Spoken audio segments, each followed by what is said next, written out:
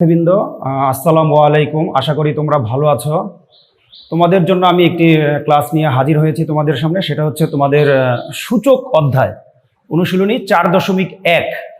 সেখান থেকে কিছু সূত্রগুলো আমি আজকে আলোচনা করব এবং সুযোগ পেলে পরবর্তীতে এখান থেকে তোমাদের গাণিতিক সমস্যারও কিছু সমাধান করে দেখাবো। তো দেখি আমরা আসলে এই অধ্যায়ের প্রথমে যে সূত্রগুলো আমাদের দরকার হয় সেগুলোই আমি তোমাদের আজকে দেখানোর চেষ্টা করব। এটাকে আমরা বলে থাকি সূচক সম্পর্কিত সূত্র বলি। সেগুলো আমরা একটু দেখব আজকে।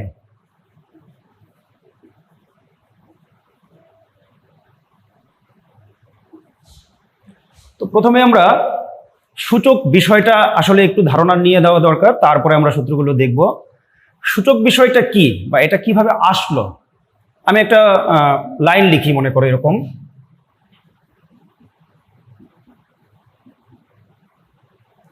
আমি মোট কয়টা এ গুণ আকারে লিখেছি? 4টা। 1টা 2টা 3টা 4টা। এটাকে গণিতবিদরা চিন্তা করলো এভাবে লিখবে, এবং এটা কি বলা হচ্ছে? সূচক। এই সূচকের 2টা পার্ট থাকে, একটা হচ্ছে এটা আর একটা হচ্ছে এটা। এটাকে বলা হয় ভিত্তি আর এটাকে বলা হয়, এটাই হচ্ছে মূলত সূচক, বা এটাকে বলা হয়ে থাকে কি? পাওয়ার, অথবা কি ঘাতও বলা হয়ে থাকে, ঘাত। এবং এটাকে আমরা পড়ি কি? a to the power 4, a to the power 4 এভাবে পড়ে থাকি। এই হচ্ছে সূচক। এই যে ভিত্তির উপরে যে পাওয়ার বা ঘাত বা সূচক, এই বিষয়গুলোকে নিয়ে আমাদের কিছু গাণিতিক সমস্যা থাকে, সেগুলোকে সমাধান করতে হয় এবং সেই সমাধানের জন্য কিছু সূত্রের দরকার হয়। সেই সূত্রগুলো আমরা এখন দেখব।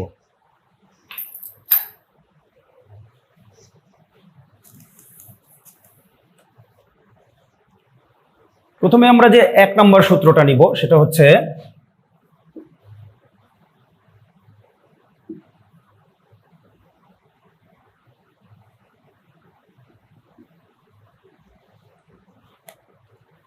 এটাকে বলা হয় গুণের সূত্র। a to the power m into কি a to the power n যদি থাকে তাহলে আমরা সব সময় পাওয়ারটাকে গুণ করে দিব। এখন আমি পাশে এটার জন্য কিছু শর্ত লিখে দিব। এই শর্তগুলো তোমাদের মাঝে মধ্যে অবজেক্টিভে চলে আসে যে এই সূত্রটা কখন কখন প্রযোজ্য হবে। সব সময় প্রযোজ্য না, কিছু নির্ধারিত শর্তের জন্য কি এটা প্রযোজ্য। যেমন এটার শর্তটা দেখো কি বলা হয়েছে।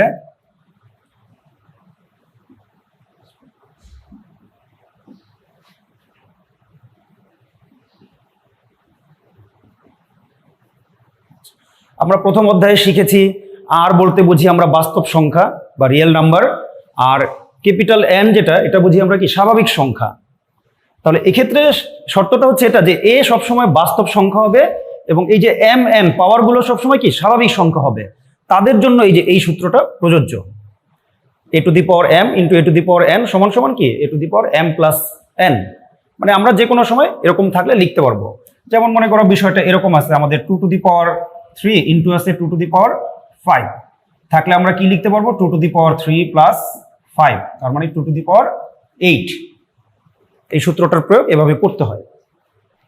এবার আমরা চলে যাব দ্বিতীয় সূত্রে।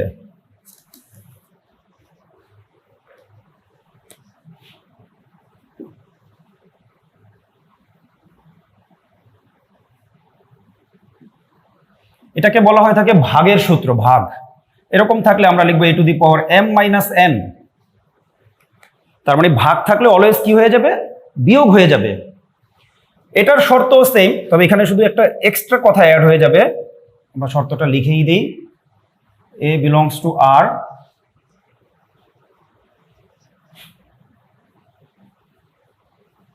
এর মানটা শূন্য হতে পারবে না।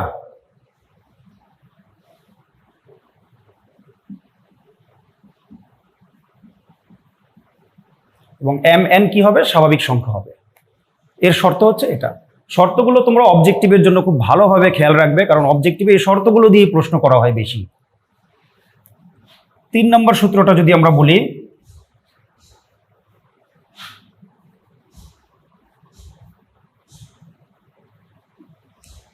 দুটার উপরে একটা পাওয়ার, দুজনেই পাওয়ারটা পেয়ে যাবে।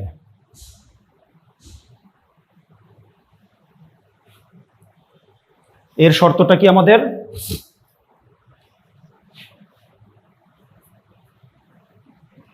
এ বি বিলংস টু আর, তার মানে এখানে এ এবং বি দুটোই কি বাস্তব সংখ্যা হবে, আর এম হবে হচ্ছে স্বাভাবিক সংখ্যা। এই হচ্ছে এটার শর্ত। আমাদের এটা তৃতীয় সূত্র। এরপরে যদি আমরা দেখি চতুর্থ সূত্র দেখবো আমরা, একটু মুছে নেই কারণ বোর্ডে হয়তো বা এরপরে আর নিচে জায়গা হবে না খুব একটা।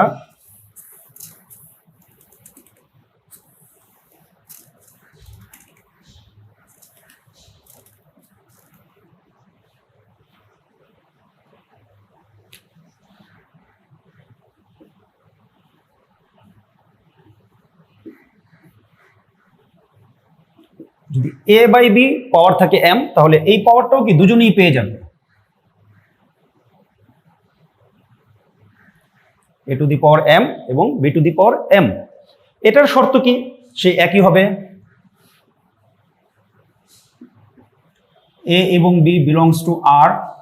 এখানে অবশ্য একটা এক্সট্রা শর্ত দিতে হবে, সেটা হচ্ছে কি B is not equal to 0, মানে বি এর মান কি শূন্য হতে পারবে না, এবং এম বাস্তব সংখ্যা, স্বাভাবিক সংখ্যা, সরি, এম হবে স্বাভাবিক সংখ্যা। এই এটা হলো আমাদের 4 নম্বর সূত্র। 5 নম্বর সূত্র যদি আমরা দেখি,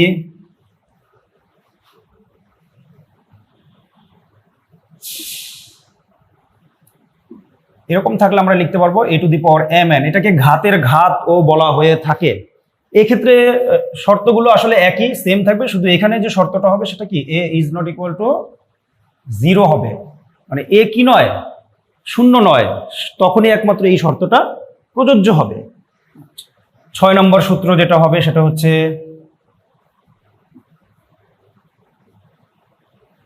এরকম থাকলে আমরা লিখবো A to the power 1 by M.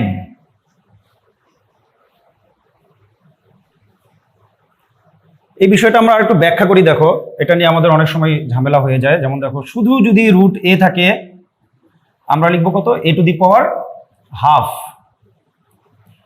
যদি এখানে রুট এখানে কিউব থাকে আমরা লিখবো কত, এ টু দি পাওয়ার 1/3।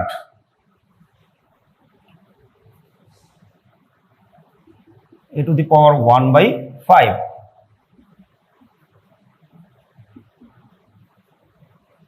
1/n। এই তার মানে এখানে রুটের উপরে যা থাকবে 1 সেই সংখ্যাটা হয়ে যাবে। আমাদের এটা অঙ্কে খুব ব্যবহার করতে হয়, তাই আমি একটু ভেঙে ভেঙে দেখালাম তোমাদেরকে। আচ্ছা, এবার আমি বাকি সূত্রগুলো আবার একটু মুছে নিয়ে তারপরে লিখব।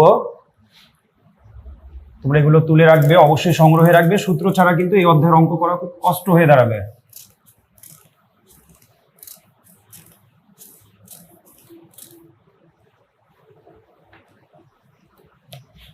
সাত নাম্বার যে সূত্রটা হবে, এটাকে শূন্য সূচক বলা হয়ে থাকে।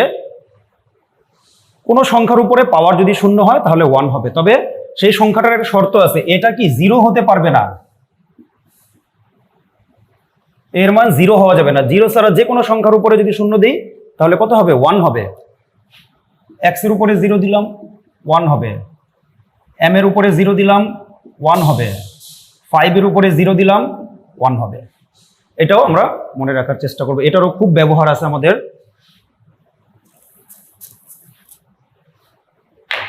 8 নম্বর সূত্রটা হচ্ছে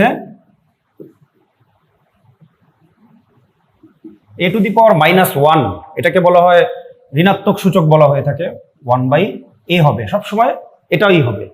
এক্ষেত্রেও শর্তটা একই, a এর মান কি হতে পারবে না, শূন্য হতে পারবে না। এ টু দি পাওয়ার -1 মানে 1/a। আমি লিখলাম 5 টু দি পাওয়ার -1, তাহলে কি হবে 1/5। আমি লিখলাম x টু দি পাওয়ার -1, কত হবে তাহলে 1/x।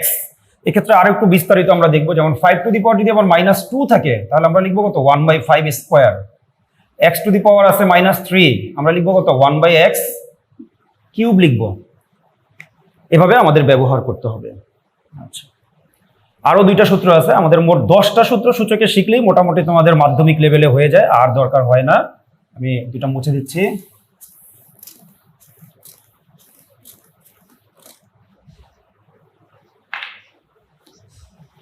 নয় নম্বর সূত্র,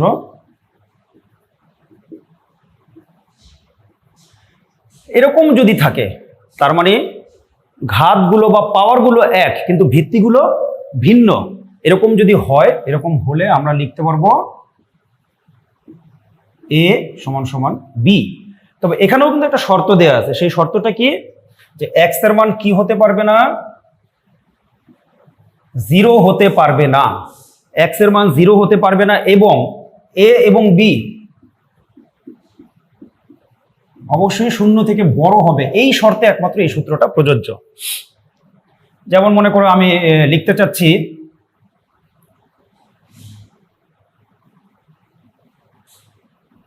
এরকম যদি থাকে, তাহলে আমরা কি লিখতে পারবো, এম সমান সমান এন লিখা যাবে। কারণ এক্ষেত্রে আমাদের পাওয়ার কি সেম, কিন্তু বেস দুইটা সেম না, তখন বেস দুইটাকে লেখা যায়। এটা হচ্ছে আমাদের 9 নম্বর সূত্র। আর 10 নম্বর যে সূত্রটা আমাদের,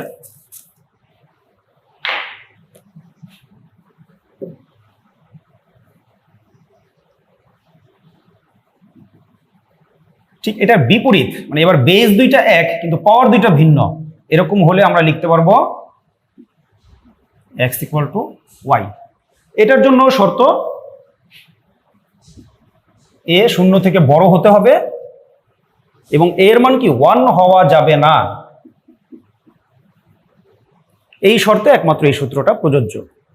তো তোমরা এই 10টা সূত্র খুব ভালো করে যদি আয়ত্ত করতে পারো, তাহলে দেখবে যে কি অবশ্যই তোমরা অঙ্কগুলো কি খুব ভালো করে করতে পারবে।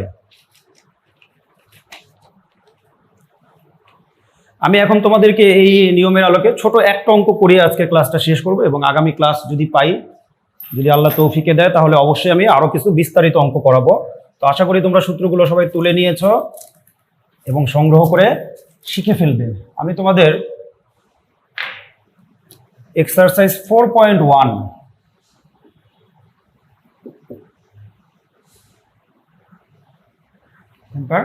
ছোট একটা অঙ্ক করাবো, 2 নম্বর অঙ্কটা করাবো। এর মধ্যে বেশ কিছু নিয়ম আমাদের চলে আসবে, আমরা সেগুলো দেখব।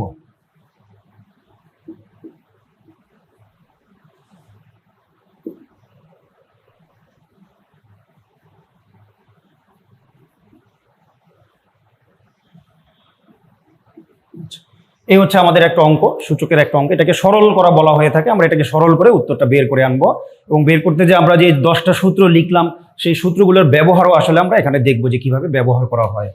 তো প্রথমে আমরা যে কাজটা করব সেটা হচ্ছে এখানে 7 স্কোয়ার থাকবে। একটু যদি মনে করে দেখো, আমি সূত্র লিখেছিলাম যেটা, এই যে 1/3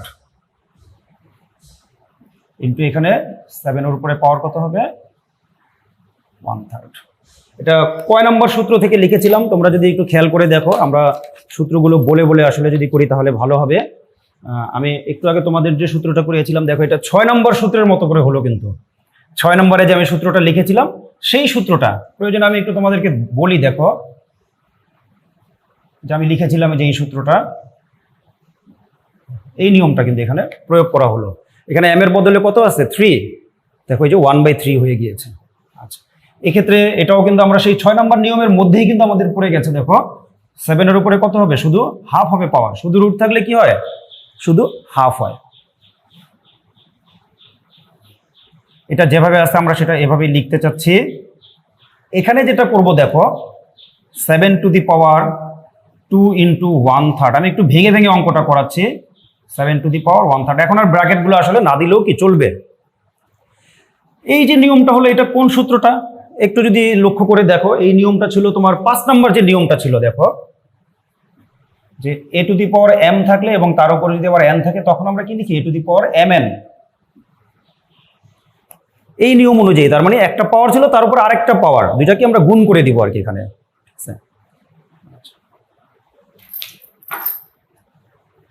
বাকি লাইনগুলো আমি এখানে লিখি, তোমাদের বুঝতে সুবিধা হবে আসলে। এর পরের লাইনটা এখানে চলে আসবে আমাদের।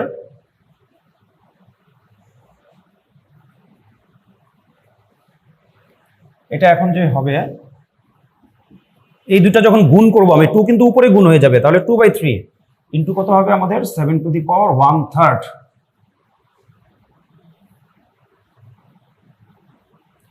এখানে এখন কোন সূত্রটা হবে, আমাদের 1 নম্বর সূত্রটা। তো মনে করে দেখো, a to the power m into কি, a to the power n থাকলে আমরা কি লিখেছিলাম, a to the power m plus n লিখেছিলাম, তো সেটাই কিন্তু আসবে এখানে। দেখো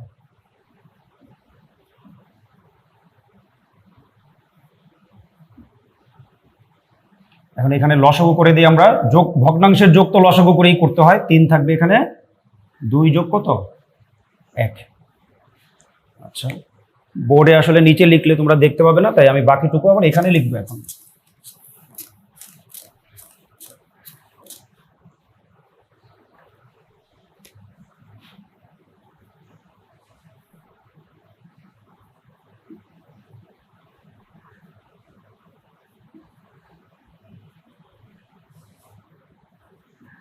কিন্তু 1 থাকে এখন পাওয়ার, 7 টু দি পাওয়ার কত হবে হাফ। এখন যে নিয়মটা আবার আমি প্রয়োগ করব 1 মাইনাস হাফ। এবার আবার কোন নিয়মটা হলো দেখো, A to the power M, A to the power N থাকলে আমরা কি লিখি, A to the power M minus N. অঙ্কটা কিন্তু আরো সংক্ষেপে করা যায়, আমি তোমাদেরকে নিয়মগুলো বোঝানোর জন্য একেবারে ভেঙে ভেঙে ভেঙে ভেঙে করাচ্ছি আর কি। আমরা জানি 1 থেকে যদি হাফ চলে যায়, হাফ থাকে কিন্তু, তাহলে আমাদের উত্তর আবার আমরা রিটার্ন দিয়ে দিলে কত হবে, √7। অঙ্কটার মধ্যে যে কয়টা নিয়ম প্রয়োগ হলো আমি জাস্ট সেটাই তোমাদেরকে দেখালাম, যে সূত্রগুলো যদি তোমার জানা থাকে তুমি কি অঙ্কগুলো খুব ভালোভাবে অনায়াসে করতে পারবে। ঠিক আছে, তো আশা করি তোমরা বাসায় সূত্রগুলো একটু প্র্যাকটিস করবে, এবং আমি যদি পরবর্তীতে আরো ক্লাস নিতে পারি, আল্লাহ তৌফিক দেয়, তাহলে অবশ্যই এই সূচক সম্বলিত আমি আরো কিছু সমস্যার সমাধান তোমাদেরকে করে দিব। তো আজকে এই পর্যন্তই থাক, আল্লাহ হাফেজ, সবাই ভালো থাকো।